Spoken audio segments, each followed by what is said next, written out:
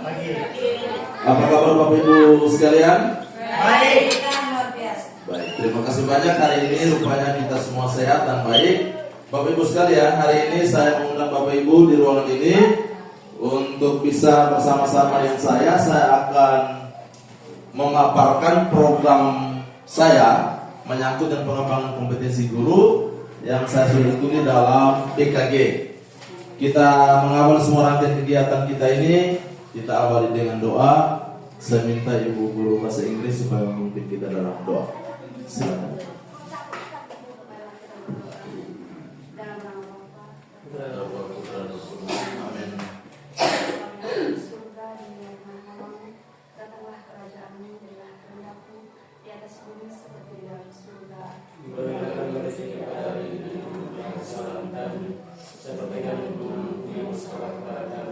Amin.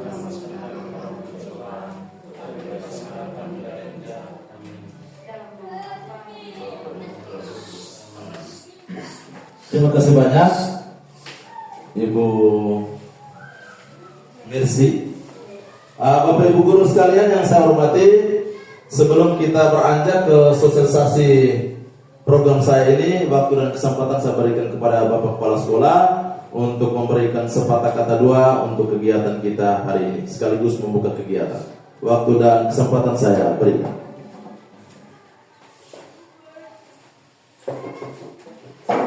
Baik, terima kasih untuk kesempatan yang diberikan kepada saya. Selamat pagi untuk kita semua. Selamat pagi. Yang saya hormati Bapak Ibu guru SD Ingat tadi.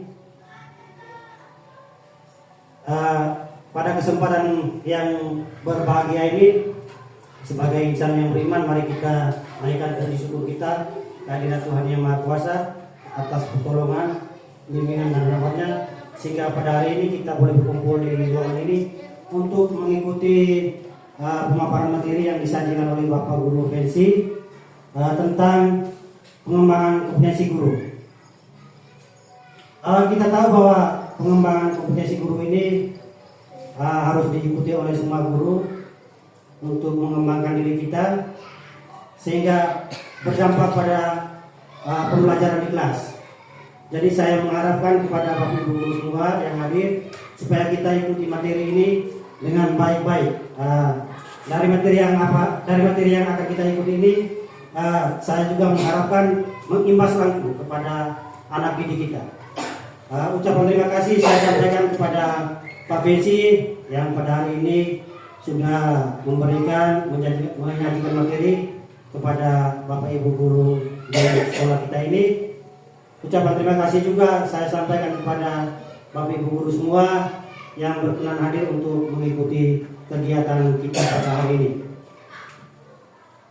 Dengan memohon rahmat Tuhan Yang Maha Kuasa serta izin kita semua, saya membuka kegiatan sosialisasi pengembangan kompetensi guru pada hari ini dengan resmi. Terima kasih. Terima kasih banyak kepada Bapak Kepala Sekolah. Sekali lagi kita memberikan tepuk tangan untuk Bapak Kepala Sekolah. Baik, Bapak Ibu guru sekalian, hari ini saya sebagai guru olahraga mencoba untuk belajar kurang lebih kami selama 3 bulan. Sudah mulai dari bulan Mei kemarin sampai bulan Agustus. Kami akan belajar melalui daring dan luring. Kemarin kami 1 minggu itu pembelajarannya luring. Itu di Kupang kami belajar berbagai macam strategi mengajar, metode mengajar yang mungkin akan diterapkan sebagai guru PJOK terhadap peserta didik. Sudah pasti bahwa proyek yang saya akan angkat pada hari ini adalah yang sangat berdampak pada peserta didik, dan kita akan melakukan sesuai dengan kebutuhan peserta didik. Bapak Ibu sekalian, bahwa kurikulum Merdeka adalah kurikulum yang mungkin mengatur semua prosedur yang kita lakukan seperti perencanaan pembelajaran maupun modul ajar.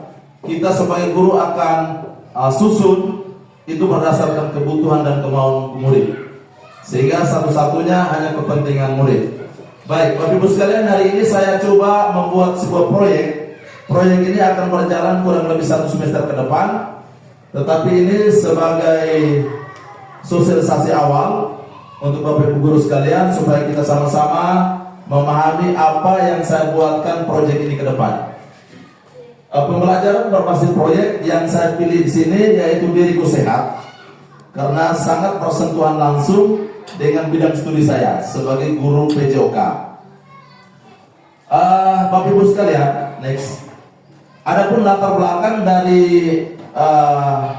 judul proyek ini yang saya ambil, karena memang saya melihat bahwa kita anak-anak peserta didik kita di SD Nata tadi ini untuk menjaga kesehatan dan kebersihan dirinya itu masih sangat kurang, dan masih terbatas. Sehingga coba saya memunculkan proyek P5 ini yang menyangkut dengan Diriku Sehat.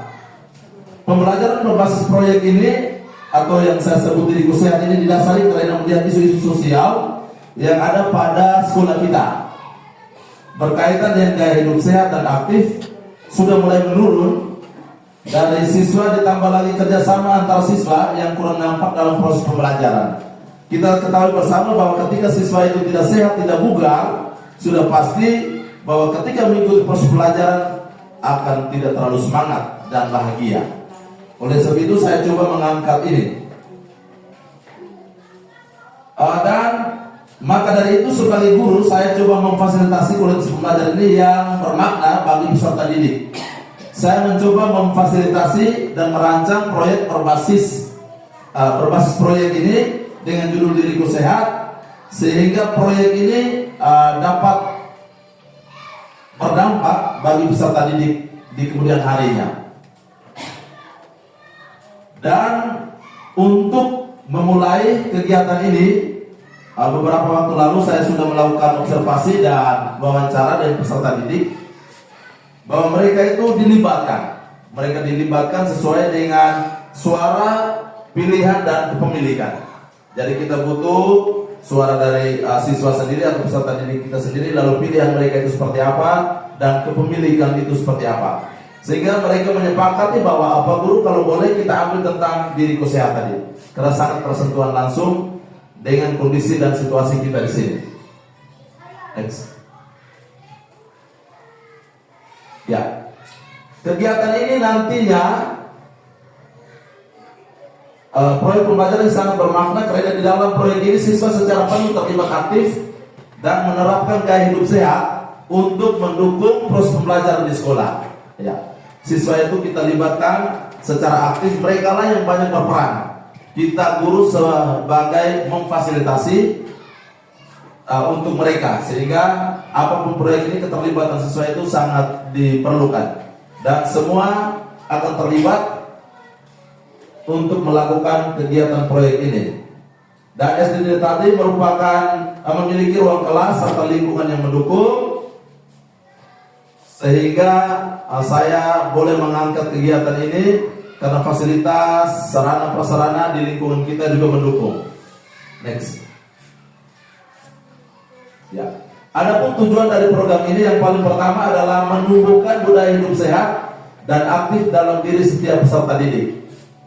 Itu tujuan utama dari program ini, menumbuhkan budaya hidup sehat dan aktif dalam diri setiap peserta didik. Yang kedua, meningkatkan motivasi belajar siswa dalam mengembangkan keterampilan kolaborasi dan menumbuhkan rasa tanggung jawab terhadap kesehatan dirinya sendiri. Yang ketiga, memahami konsep kesehatan diri secara menyeluruh dan menerapkannya dalam kehidupan sehari-hari yang akan berdampak pada kesehatan diri yang semakin hari semakin baik. Next. Ya. Adapun capaian yang diharapkan dari program ini, yang pertama itu peluncuran proyek. Nanti pilihan tema yang saya pilih itu bangunlah jiwa dan raga. Sebagai pertanyaan pemantiknya itu bagaimana caranya agar proyek Diriku Sehat ini dapat terlaksana dengan baik. Jadi temanya itu bangunlah jiwa dan raga. Lalu pembentukan tim kolaborasi guru, siswa, tenaga kependidikan sudah kita jalankan itu. Lalu untuk pengumpulan informasinya Siswa nanti diberi kesempatan untuk belajar dan mencari tahu dari orang tua, masyarakat, dan membuat proyek diriku sehat, dan juga dari guru. Nanti kita guru sebagai fasilitasi untuk peserta didik kita. Lalu siswa juga mencari tahu bagaimana menjalankan peran mereka masing-masing dalam menumbuhkan sikap mandiri, kolaborasi, kerjasama, dan kreatif dalam proyek kegiatan yang akan dibuat. Siswa memang kita berikan kesempatan yang seluas-luasnya untuk mereka berkreasi, sehingga apapun yang menjadi tujuan proyek ini bisa tercapai. Pada awal tadi saya sudah sampaikan bahwa proyek ini merupakan proyek bersama dan atas kemauan peserta didik kita.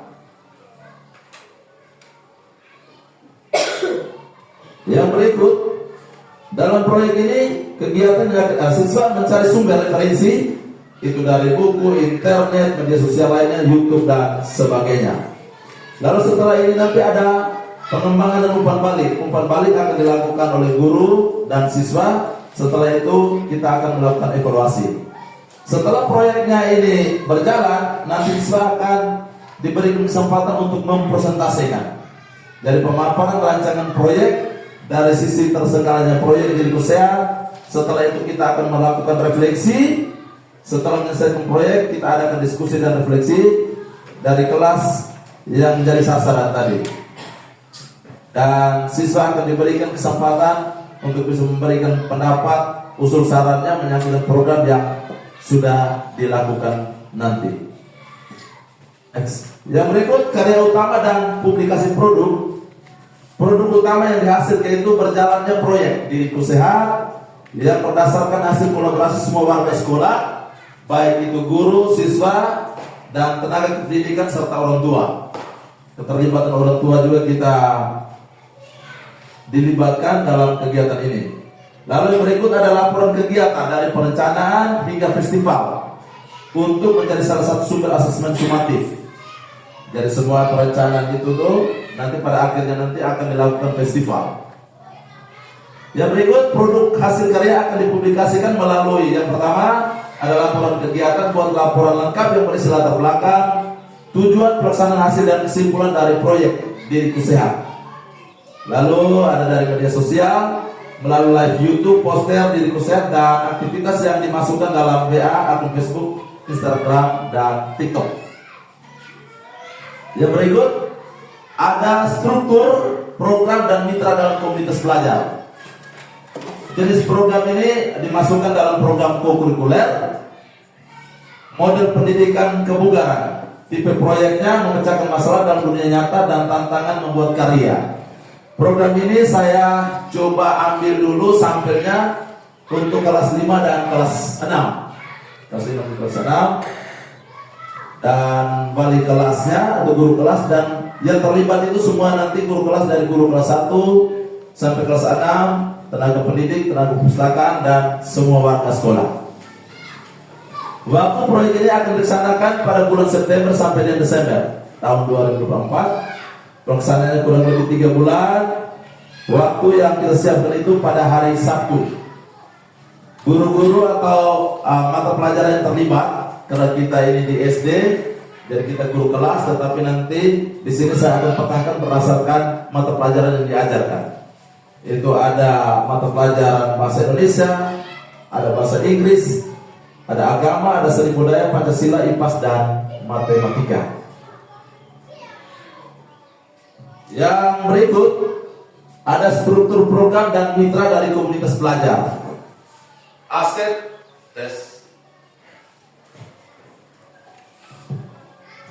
yang digunakan dalam komunitas belajar ini, yang paling pertama itu adalah aset manusia. Karena ada 7 aset, tetapi saya tidak semuanya saya ambil, tetapi saya ambil hanya beberapa aset yang untuk mendukung kegiatan proyek ini. Ada aset manusia, yaitu siswa, guru, tenaga pendidikan, serta orang tua. Lalu ada aset fisiknya, ada ruang kelas dan halaman sekolah atau lapangan yang akan digunakan nanti. Lalu ada aset politiknya, itu kebijakan dari kepala sekolah. Yang berikut ada aset finansial atau dana yang mendukung kegiatan ini dari dana BOS dan komite. Yang berikut, setelah semua rangkaian kegiatan ini akan dilakukan, nanti pada akhirnya akan dilakukan rencana evaluasi. Yang pertama itu ada umpan balik dari guru. Guru akan diberikan kesempatan untuk memberikan feedback atau umpan balik dalam kegiatan ini. Proyek akan berjalan. Setelah itu nanti guru akan diminta memberikan umpan balik terhadap kegiatan itu. Yang berikut, ada pun kemungkinan dan tantangan yang akan terjadi. Yang paling pertama itu adalah peserta didik mungkin yang kurang aktif dalam pembelajaran berbasis proyek, karena ini merupakan awal dan kita baru mulai. Saya yakin dan percaya mungkin pasti ada tantangan dan rintangan akan yang saya hadapi dan kita semua hadapi. Yang berikut, mungkin siswa kurang kreatif dalam merancang kegiatan, apalagi ini anak-anak SD yang mungkin butuh campur tangan banyak dari guru, sehingga mereka itu bisa memunculkan ide gagasannya.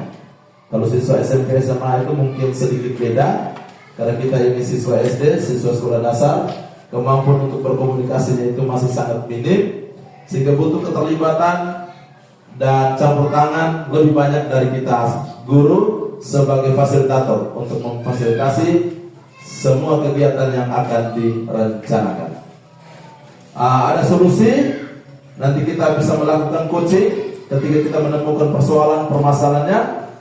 Lalu guru dalam komunitas belajar kita memfasilitasi dan mengarahkan menggali potensi dalam diri siswa. Dan yang paling terakhir, terima kasih banyak.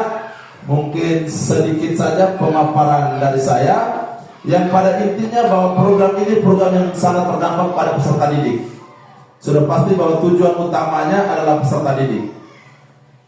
Biasa kami kemarin dalam pertemuan luring, biasanya itu pengungkapannya bahwa peserta didik itu sampai 10 kali. Bahwa tujuan utama kita sebagai guru untuk memfasilitasi, memperdayakan peserta didik kita itu memang tujuan utama hanya di peserta didik. Jadi apapun segala macam program kegiatan yang kita lakukan di sekolah, tujuan utama hanya mengembangkan kemampuan minat bakat peserta didik. Mungkin ini saja hasil yang saya bisa sampaikan, sosialisasi awal untuk kegiatan proyek ini. Untuk selanjutnya mungkin kita masuk pada sesi diskusi. Waktu dan kesempatan saya akan berikan kepada Bapak Ibu guru sekalian. Ada masukan usul saran untuk kebaikan bersama, untuk keberlangsungan kegiatan proyek ini, sehingga boleh berdampak pada peserta didik.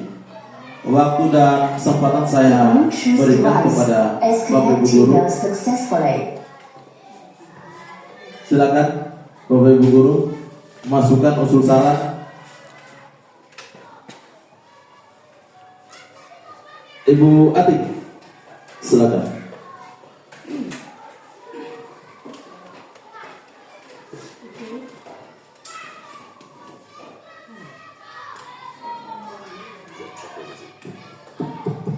Oke, terima kasih atas waktu dan kesempatannya. Ini mengenai program yang judulnya Diriku Sehat ini, sasarannya untuk semua siswa atau hanya 1-2 kelas saja yang mengikuti program ini, Pak? Kalau memang hanya 1 atau 2 kelas saja, kenapa tidak semua? Sementara ini kan programnya itu Diriku Sehat berarti melibatkan seluruh siswa. Itu kalau hanya 1 atau 2 kelas saja yang ikut, ya. Oke, sekian, terima kasih. Baik, terima kasih banyak kepada Ibu Atik atas pertanyaannya. Saya bisa merespon karena memang kegiatan proyek ini adalah awal Ibu, maka saya mengambil sampelnya dulu. Sampelnya kita lakukan itu di kelas 5 dan kelas 6. Dari kelas 1, kelas 2 sampai kelas 4 kita belum melibatkan mereka. Kalau memang proyek ini berhasil, nanti kedepannya kita akan lakukan itu, melibatkan semua peserta didik di SD Nata tadi. Kalau memang berhasil, kalau memang tidak berhasil, nanti baru kita evaluasi bersama. Kita cari proyek yang lain. Itu saja jawaban saya, Ibu Atik. Ada tanggapannya lagi? Oke. Terima kasih Bu Atik. Ada lagi Bapak Ibu guru yang lain? Silakan Bapak Kepala Sekolah. Baiklah, terima kasih untuk kesempatan yang diberikan. Saya melihat proyek ini memang sangat luar biasa dari judul yang diangkat ini tentang diri usia. Proyek ini memang dari latar belakang masalah yang diangkat tadi, memang kebanyakan anak-anak kita di sini mungkin sesuai dengan observasi awal, wawancara di sekitar tempat tinggal anak-anak kita, memang banyak sekali masalah-masalah yang dilihat atau didapati, sehingga Pak Vinci ini mengangkat proyek tentang diri usia. Terima kasih. Ini salah satu bentuk keprihatinan kita tentang kesehatan anak-anak kita. Saya mau usulkan kalau bisa nanti festival atau presentasi, jangan hanya presentasi kepada Bapak Ibu guru atau teman-teman saja, kalau bisa juga melibatkan kepada orang tua. Atau tidak presentasi kepada ke mereka turun ke ETRT dari hasil yang proyek ini. Mungkin itu saja itu saya. Terima kasih banyak Bapak Kepala Sekolah yang sudah memberikan apresiasi untuk proyek ini.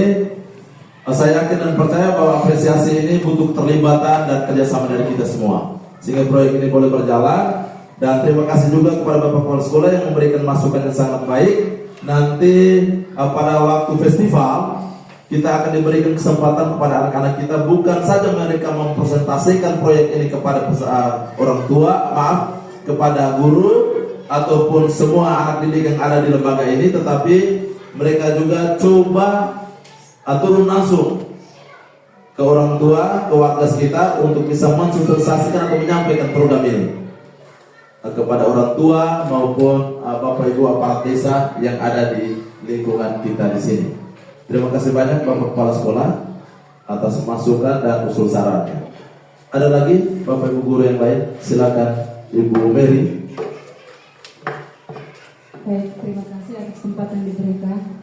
Menarik sekali dengan topik yang diangkat oleh provinsi berkaitan dengan proyek Diriku Sehat.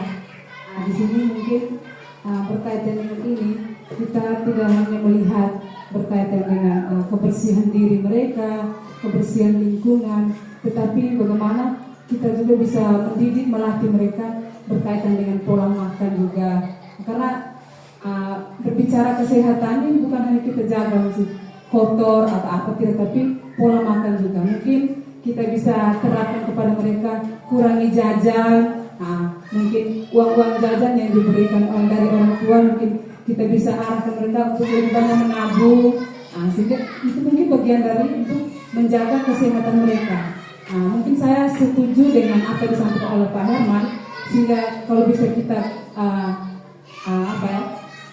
terjun langsung ke orang tua, sehingga orang tua juga memahami dan mengerti, oh ternyata pola kesehatannya seperti ini. Mungkin mereka bisa jelaskan bahwa mungkin uang-uang yang selama ini orang tua yang lebih manja-manja, mereka mungkin bisa dikurangi, lebih mengarahkan mereka untuk menabung. Terus yang berikut berkaitan dengan yang kesehatan yang selama mungkin sekarang saya sudah jarang lihat lagi berkaitan yang hal-hal kecil seperti cuci tangan. Yang kemarin kita laksanakan itu pada saat COVID, tapi sekarang sudah kita tidak terapkan lagi, padahal itu penting. Mungkin itu saja dari saya kembali. Baik, terima kasih banyak kepada Ibu Mary yang memberikan masukan dan usul saran. Benar Bapak Ibu sekalian, memang kelihatan anak kita, kalau kita melihat dari pertumbuhan fisiknya saja, itu banyak anak-anak yang mengalami stunting. Mungkin yang paling pertama tergantung faktor makanan juga. Mungkin asupan gizinya kalau baik, yakin dan percaya bahwa anak kita itu pertumbuhannya akan baik. Tetapi mungkin karena keturunan juga. Sehingga kita di lembaga pendidikan ini boleh mengarahkan kepada anak-anak kita dan kepada orang tuanya bahwa kalau bisa dalam keseharian itu memberikan makanan tidak 5 sehat 4 sehat 5 sempurna, tetapi membantu untuk pertumbuhan dan perkembangan anak itu supaya dari hari ke hari itu pertumbuhannya lebih cepat sehingga anak-anak itu kita sehat. Lalu yang berikut menyangkut dan jajan-jajan, karena makanan yang siap saji ini mungkin banyak mengandung zat-zat yang mungkin tidak berguna sebenarnya bagi anak-anak kita, tetapi dengan dunia sekarang yang aksesnya mudah dan semuanya disiapkan, biarpun di kampung atau di mana saja para penjual-penjual dari kota itu datang, supaya kita bisa memanage itu dan kita boleh mengarahkan mereka. Ketika orang tuanya memberikan uang jajan itu bisa disimpan untuk sebagai tabungan mereka di kemudian hari. Terima kasih banyak. Dan kebiasaan kita waktu COVID kemarin memang betul, setiap kali kita datang ke sekolah, setiap kali kita makan, kita harus mencuci tangan. Tetapi hari ini kita lihat bersama bahwa di sekolah ini sudah tidak ada tempat-tempat yang ditaruh di halaman kelas. Ketika anak mau masuk kelas harus cuci tangan. Masukan yang sangat baik. Mudah-mudahan setelah ini kita boleh menggalakkan lagi kegiatan ini. Ada lagi Bapak Ibu yang lain? Kalau tidak ada, kita batasi dulu. Tidak ada lagi? Oke. Terima kasih banyak kepada kita semua. Yang paling terakhir, sekali lagi saya menyampaikan terima kasih banyak kepada Bapak Ibu guru semua, Bapak Kepala Sekolah yang sudah hadir pada kesempatan ini untuk mendukung kegiatan yang kita sama-sama akan jalankan. Kiranya kegiatan ini boleh bermanfaat untuk kita semua, dan yang paling penting bermanfaat dan berdampak bagi peserta didik kita. Itu saja yang bisa saya sampaikan. Sekian dan terima kasih. Selamat pagi untuk kita semua. Kita akhiri semua rangkaian kegiatan kita dengan doa. Silakan dulu.